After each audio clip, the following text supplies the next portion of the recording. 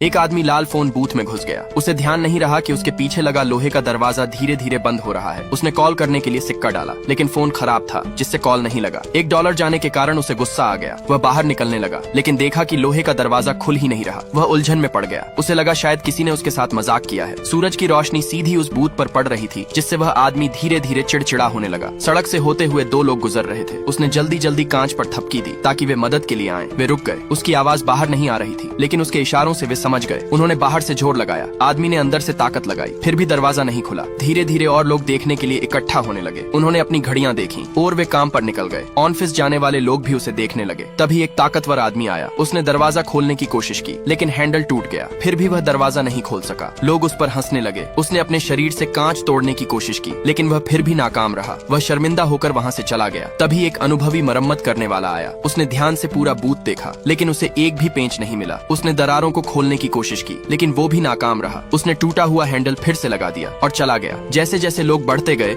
उस आदमी के चारों ओर भीड़ बढ़ने लगी। वहाँ जूते चमकाने वाले, गुब्बारे बेचने वाले और खाने की चोरी करने वाले भी थे, लेकिन फिर भी कोई उसकी मदद नहीं कर सका। वह बेबस होकर बैठ गया। तभी एक फायर ब्रिगेड की गाड़ी आई। फायर फाइटर्स बूथ की जांच करने लगे। उन्होंने ऊपर से कांच तोड़ने की योजना बनाई, लेकिन आदमी को डर लगने लगा कि कांच के टुकड़े उस पर गिरेंगे। तभी किसी ने उन्हें रोक दिया। हरे कपड़े पहने कुछ लोग आए। उन्होंने कहा कि वे फोन बूथ कंपनी के कर्मचारी हैं। उन्होंने बताया कि वे इस खराब बूथ को मरम्मत के लिए ले जाएंगे। आदमी कुछ समझ नहीं पाया। वह उन्हें रोकना चाहता था, लेकिन उसकी आवाज बाहर नहीं आ रही थी। जैसे जैसे गाड़ी शहर से दूर जाती गई, उसे अजीब सा महसूस होने लगा। उसे सड़क पर सबके सामने शर्म आने लगी। एक ट्रैफिक लाइट पर उसने एक पारदर्शी ताबूत में अंतिम संस्कार देखा। उसे अपनी हालत भी ऐसी ही लग रही थी। अगली लाइट पर उसने एक और आदमी को ऐसे ही फोन बूथ में फंसा देखा। तभी उसे समझ आया, ये सब एक साजिश है। उसने कांच को जोर से थपथपाया। उसने मदद मांगी, लेकिन लोगों को लगा कि वह हाथ हिला रहा है। वे मुस्कुराकर जवाब देने लगे। प्यासा, भूखा और थका हुआ वह निराश होकर लेट गया। गाड़ी एक सुनसान जगह पर पहुंच गई। उसने अपने परिवार के बारे में सोचा। उसे अपनी पत्नी और बेटा याद आए। उनकी तस्वीरें उस आदमी के सामने घूमने लगीं। वह नहीं जानता था कि उसने क्या गलत किया। एक मिलिट्री हेलीकॉप्टर आया। उसने अपनी आखिरी ताकत से मदद मांगी, लेकिन वह उड़ता हुआ चला गया। वह गाड़ी को रास्ता दिखा रहा था। पहाड़ों के अंदर